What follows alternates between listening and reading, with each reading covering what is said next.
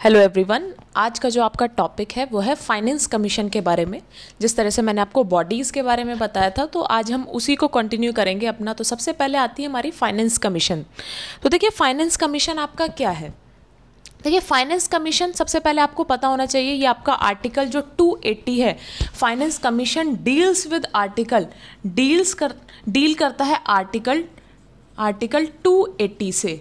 Article 280 से finance commission जो है वो आपका डील करता है। अब फाइनेंस कमीशन जिस तरह से मैंने आपको बताया था, आपने देखा होगा कि कॉन्स्टिट्यूशनल बॉडी मैंने आपको बताया था, ठीक है। ये कॉन्स्टिट्यूशनल बॉडी भी है, लेकिन जो बुक में है वो ये है कि फाइनेंस कमीशन जो है आपकी क्वासी जुडिशियल बॉडी है। अब फाइनेंस कमीशन जो है आपकी क्वासी जुडिशियल बॉडी किस वजह से, अगर आपके ऑप्शन में आता है कि finance commission is a constitutional और अ क्वासी जुडिशियल बॉडी, तो आप क्वासी जुडिशियल बॉडी ही लगाएंगे। काफ़ी जगह कॉन्स्टिट्यूशनल बॉडी भी लिखा हुआ है और काफ़ी जगह क्वासी जुडिशियल बॉडी लिखा हुआ है, बट हम लोगों को एग्जाम के पॉइंट ऑफ व्यू से जाएं अगर तो क्वासी जुडिशियल बॉडी है। अब क्वासी जुडिशियल बॉडी ये किस तरह से, देखिए finance commission quasi judicial body इसलिए है because it has a power of civil court as it can summon any one, ठीक है। फाइनेंस कमीशन के पास पावर है सिविल कोर्ट की और ये समन कर सकती है किसी को भी, ठीक है। और जो कमीशन है वो वर्क करता है as a arbitrator. Commission work as an arbitrator और ये जो आपका टैक्स है उसको डिस्ट्रीब्यूट करता है स्टेट्स एंड आपके सेंटर के बीच में। इस वजह से ये आपकी एक क्वासी जुडिशियल बॉडी कहलाई जाती है, ठीक है। इट हैज़ अ पावर, क्या है इसके पास, सिविल कोर्ट की पावर है as it can summon anyone. और जो डिस्ट्रीब्यूशन होता है टैक्स का सेंटर और स्टेट के बीच में, उसका ये एक तरह से आर्बिट्रेटर है। दैट इज वाई और therefore it is called quasi judicial body, ठीक है। अब बात आती है, देखिए क्या है सबसे इंपॉर्टेंट, फाइनेंस कमीशन आपका चैप्टर इंपॉर्टेंट क्यों है। अभी आपने जब आपका देखा होगा, जिन्होंने भी यूपीपीसीएस का एग्जाम दिया होगा, तो उसमें आपके एक क्वेश्चन आया था कि फाइनेंस कमीशन का आर्टिकल डील किससे करता है, मैच द फॉलोइंग में था, तो आर्टिकल 280 से डील करता है। मैच द फॉलोइंग में था या फिर आपका एक स्टेटमेंट दिया हुआ था finance commission deals with article which one, तो 280 आपका आर्टिकल डील करता है, तो आपका क्वेश्चन हो गया ये सबसे पहला। उसके बाद आता है आपका इंपॉर्टेंट चीज़ें जो हैं, देखिए फाइनेंस कमीशन में देखिए जो आपके कंसिस्ट करते हैं, सबसे पहले चेयरमैन होते हैं एंड 4 अदर मेंबर्स होते हैं। अब इनको अपॉइंट कौन करता है, देखिए चेयरमैन होगा और 4 अदर मेंबर्स होंगे। चेयरमैन एंड अदर्स मेंबर्स जो होंगे 4 अदर मेंबर्स, उनको अपॉइंट करते हैं कौन, आपके प्रेसिडेंट उनको अपॉइंट करते हैं। और इनका कोई भी टाइम पीरियड फिक्स नहीं है, जब तक प्रेसिडेंट चाहे ये तब तक यहाँ रह सकते हैं। सेकेंड चीज़, जो आपके चेयरमैन हैं एंड जो मेंबर्स हैं आपके, वो एलिजिबल होते हैं रीअपॉइंटमेंट के लिए, एलिजिबल हैं अपॉइंटमेंट के लिए, ठीक है, अपॉइंटमेंट के लिए एलिजिबल होते हैं। इनका कोई भी फिक्स टाइम पीरियड नहीं दिखाया, प्लेजर ऑफ द प्रेसिडेंट के अंडर में इनका टाइम पीरियड ये बताया गया है, ठीक है। उसके बाद आता है आपका कॉन्स्टिट्यूशन जो है, इनकी क्वालिफिकेशंस भी आपकी फिक्स नहीं कहीं। कॉन्स्टिट्यूशन ने क्या किया है, ऑथोराइज किया है पार्लियामेंट को कि वो डिटरमाइन करें इनकी क्वालिफिकेशन। अब देखिए क्वालिफिकेशन क्या है, तो सबसे पहला है कि चेयरमैन जो है वो एक्सपीरियंस होना चाहिए पब्लिक अफेयर्स में। Chairman is a person who is experienced in public affairs. और जो 4 अदर्स मेंबर्स होंगे वो सिलेक्ट किए जाएंगे फ्रॉम द फॉलोइंग। अब इसमें से देखिए सबसे इंपॉर्टेंट है, ये क्वेश्चन आपका आ सकता है स्टेटमेंट में कि किस तरह से जो 4 अदर मेंबर्स हैं, ठीक है, उनको अपॉइंट किया जाता है। तो वो क्या होना चाहिए, या तो वो जज होना चाहिए हाई कोर्ट का आपका, या फिर क्वालिफाई करना चाहिए जज ऑफ हाई कोर्ट के लिए, ठीक है। Second, a person who has specialised knowledge in finance and accounts of the government, जिसके पास स्पेशलाइज्ड नॉलेज होगी फाइनेंस की और गवर्नमेंट के अकाउंट्स की। थर्ड आता है आपका वाइड एक्सपीरियंस होना चाहिए, person has wide experience in financial matters and administrations, ठीक है। एंड आपका फोर्थ है स्पेशल नॉलेज होनी चाहिए इकोनॉमिक्स में, स्पेशल नॉलेज आपकी होनी चाहिए इकोनॉमिक्स में। तो ये सब आपके क्या थे, ये आपकी 4 जो मेंबर्स होंगे, ठीक है, उन जो सेलेक्ट किए जाएंगे उसके लिए ये क्राइटेरिया दिया गया है। तो क्या क्या है वो आप पढ़ लेंगे अच्छे से। इसके बाद आता है हमारा कि फंक्शंस क्या होते हैं फाइनेंस कमीशन के। देखिए जो सबसे पहला फंक्शन है फाइनेंस कमीशन का वो ये है कि फाइनेंस कमीशन क्या करता है, वो जो भी आपके फंड्स आते हैं, ठीक है, जो भी आपका फंड्स आया, जो भी टैक्स गवर्नमेंट ने रिसीव किया है, ठीक है, वो सेंटर में और स्टेट में किस तरह से आपका डिवाइड होना चाहिए, किस तरह से डिवाइड होना चाहिए, उसको करने की किसके पास पावर है? फाइनेंस कमीशन उसमें हेल्प करता है। फाइनेंस कमीशन जितना भी टैक्स गवर्नमेंट के पास आया है उनमें से कितना सेंटर और कितना स्टेट्स को देना है, ठीक है, वो फाइनेंस कमीशन का काम है, वो फाइनेंस कमीशन के थ्रू होता है। सेकंड है, अगर कोई भी ग्रांट एंड एड प्रोवाइड करनी है स्टेट्स को, ठीक है, कंसोलिडेटेड फंड में से, ठीक है, तो वो भी फाइनेंस कमीशन करता है। थर्ड, अगर म्युनिसिपैलिटीज एंड पंचायत को कोई भी ग्रांट्स एंड एड की ज़रूरत है तो स्टेट फाइनेंस कमीशन के थ्रू वो आपका दिया जाता है, ठीक है, स्टेट फाइनेंस। और जो भी मैटर्स हैं वो जो भी इससे रिलेटेड मैटर्स हैं वो प्रेसिडेंट को सौंप दिए जाते हैं, प्रेसिडेंट देखते हैं, ठीक है। तो फाइनेंस कमीशन के आपके फंक्शंस क्या हैं? जो डिस्ट्रीब्यूशन होगा टैक्स का स्टेट्स एंड आपके सेंटर के बीच में, ठीक है, वो किसके थ्रू होगा? फाइनेंस कमीशन के थ्रू होगा। जो भी ग्रांट एंड एड्स प्रोवाइड करनी होगी, ठीक है, ग्रांट एंड एड स्टेट्स को प्रोवाइड करनी होगी कंसोलिडेटेड फंड के अंदर में से, वो भी कौन करेगा? वो भी फाइनेंस कमीशन करेगा। जो भी ग्रांट एंड एड प्रोवाइड करनी होगी म्युनिसिपैलिटीज एंड पंचायत्स को, वो भी स्टेट फाइनेंस कमीशन के थ्रू होगा, ठीक है। अब फाइनेंस कमीशन कौन से आर्टिकल से डील करता है? आपका फाइनेंस कमीशन आपका डील करता है आर्टिकल 280 से, ठीक है। अब हमने ये भी पढ़ लिया, अब हमने फंक्शंस पढ़े हैं इसके, क्या डिस्ट्रीब्यूशन जो भी होगा टैक्स का स्टेट और सेंटर के बीच में, कितना सेंटर को दिया जाए कितना स्टेट को दिया जाए, वो कौन करेगा? फाइनेंस कमीशन करेगा।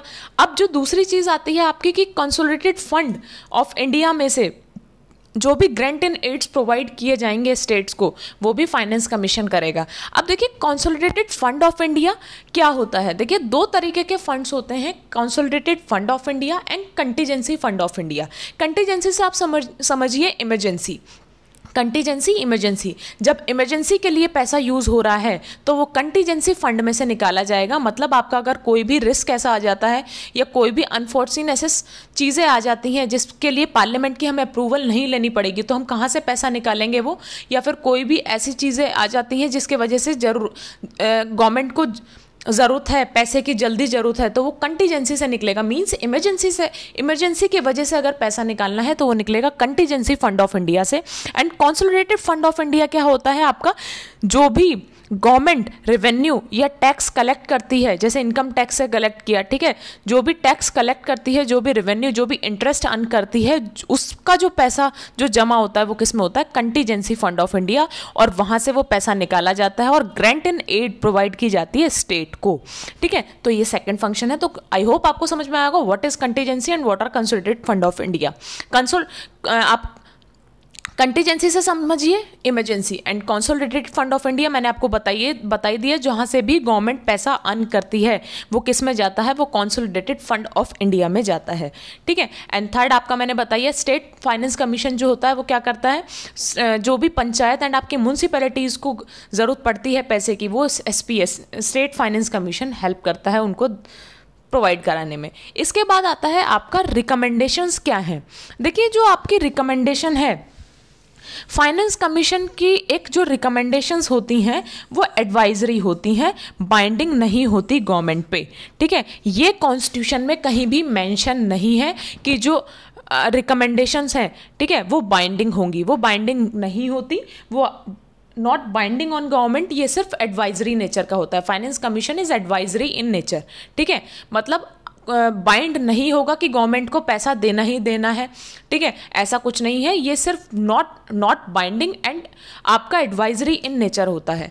अब जो इम्पॉर्टेंट चीज़ ये है, देखिए अगर स्टेट PSCs आपके, मैं आपको बताऊं, देखिए किस तरह का पैटर्न है एग्जाम का आजकल। अगर आपका स्टेट पब्लिक सर्विस कमीशन जो भी है आपके, मान लीजिए UP PCS या कोई भी है, ठीक है, स्टेट पब्लिक सर्विस कमीशन पूछते हैं फाइनेंस कमीशन का आर्टिकल, एंड UPSC पूछता है कि कौन सा कमीशन, अभी जो 15th फाइनेंस कमीशन बना है उसके चेयरमैन कौन से हैं। तो there is a huge difference between the state public service commission and union public service commission. आप कहने को तैयारी कर रहे हैं वो सेम है, चीज़ें सेम है कि आप उसमें ये भी पढ़ेंगे, पॉलिटी भी पढ़ेंगे, आप हिस्ट्री भी पढ़ेंगे, मॉडर्न इंडिया पढ़ेंगे, आर्ट एंड कल्चर भी पढ़ेंगे, लेकिन जो पढ़ने का तरीका है वो अलग होगा। किस तरह से कि जिस तरह से मैंने आपको बताया अभी UP PCS में, स्टेट PCS में क्वेश्चन आया था, आर्टिकल 280 डील करता है किससे? फाइनेंस कमीशन से, ठीक है।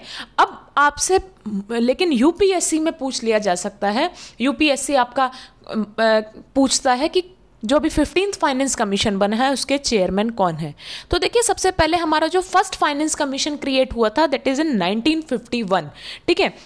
1951 में आपका फर्स्ट फाइनेंस कमीशन जो है बना था और उसके आपके चेयरमैन कौन थे, केसी नियोगी, ठीक है, ठीक है। अभी आपका कौन सा है, 15th फाइनेंस कमीशन की रिपोर्ट जो है सबमिट हुई है। 15th फाइनेंस कमीशन आपका कब अपॉइंट हुआ है, 2017, नवंबर 2017 में, ठीक है। 15th फाइनेंस कमीशन 2017 में, और इसके जो चेयरमैन है, 15th फाइनेंस कमीशन के, वो कौन है, वो है आपके एनके सिंह, ठीक है। अब देखिए प्रेसिडेंट क्या करते हैं, फाइनेंस कमीशन जो है हर 5 साल पे, एवरी 5 ईयर्स पे जो है फाइनेंस कमीशन बनता है, या उससे पहले भी बन सकता है, ठीक है। हर 5 साल पे फाइनेंस कमीशन आपका प्रेसिडेंट बनाते हैं, ठीक है। फाइनेंस कमीशन आपका होता क्या है, इसका मेन पर्पस क्या है, जो डिस्ट्रीब्यूशन है टैक्स का, वो सेंटर और स्टेट को